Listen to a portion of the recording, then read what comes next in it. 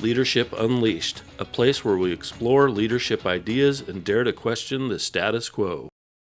Hello, everyone. So good to be able to be here and talk a little bit about one of my favorite topics, which is leadership. As many of you know, I've been a CEO of 3 different companies and have worked for many different organizations, mostly within the healthcare space, primarily. And I've seen a lot of different leaders and a lot of different managers in my time. Today I'm going to talk to you specifically about the way I view leadership and management. Most of you probably know there's been an age-old debate about leadership and management, whether it's nurture or nature, whether people are born leaders, whether management or leadership is the same thing. That's really not the point of today.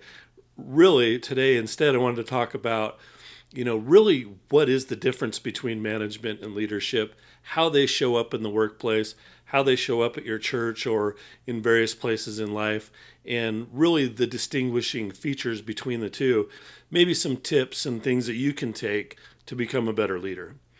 All right, first of all, let's talk about management and what it is. Really, management in a lot of ways has been around for a very long time, and it's necessary to get things done. It's really command and control and trying to keep things tight within a process to get a particular job done.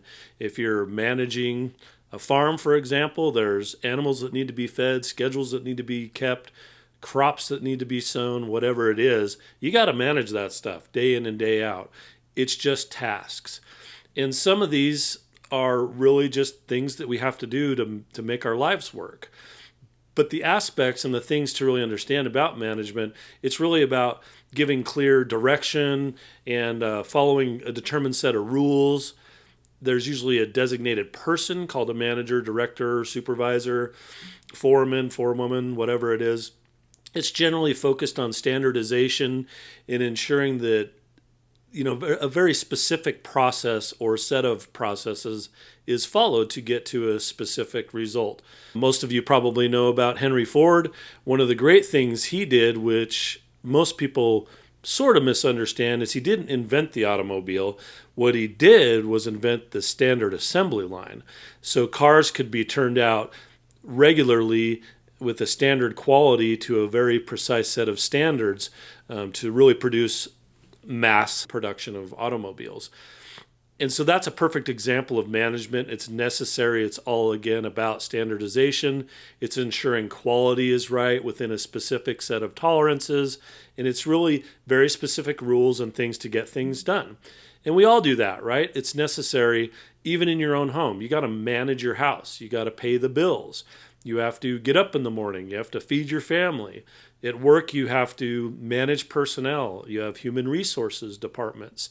You have cleaning schedules and things that have to happen within big facilities.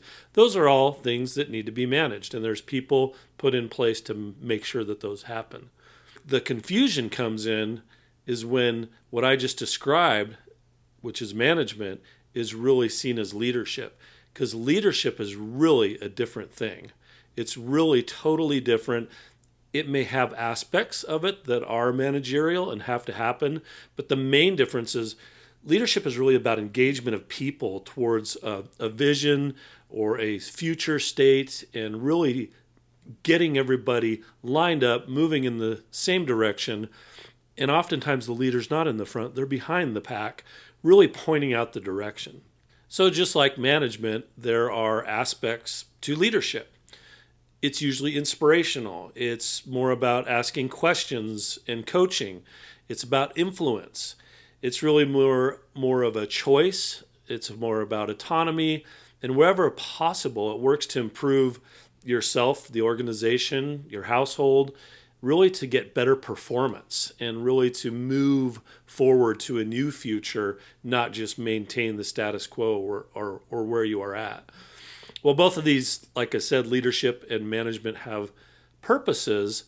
If you want to move towards a new future, if you want to move personally to become a leader, it's really important to learn to create the discipline and the skills in order to make that happen. A few of those I'm going to talk about One, and one of the most important one, is psychological safety. You need to make sure that people trust you.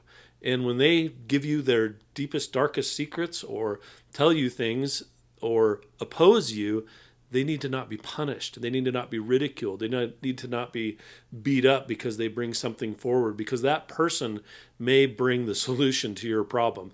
And good leaders really listen. They listen far more than they talk. So some practical skills for leaders. Again, it's much more of an identity than a set of duties on a job description. Leadership's about extreme ownership of the team itself, the people. It's about their welfare. It's about all of them and how you move the whole team forward and the outcome and moving everybody towards it. Leadership is really focused on engagement and the direction of the team rather than just the status quo. Like I said, it's really about creating and cultivating and bringing everybody forward.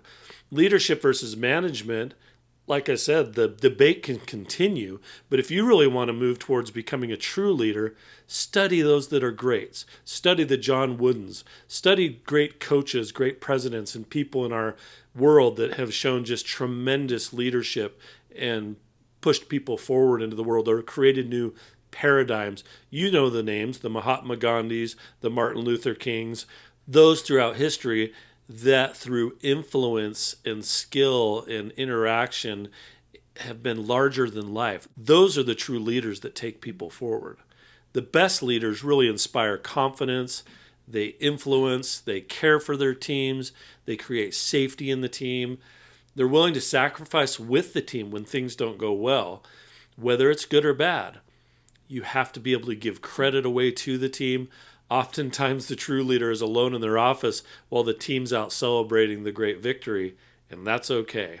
So those are just a few tips and a few kind of differences between leadership and management. It definitely isn't an exhaustive list, but if you want to really move forward, fundamentally understanding the difference between leadership and management is crucial to move yourself forward. Thank you so much for listening, and go out there and be a great leader.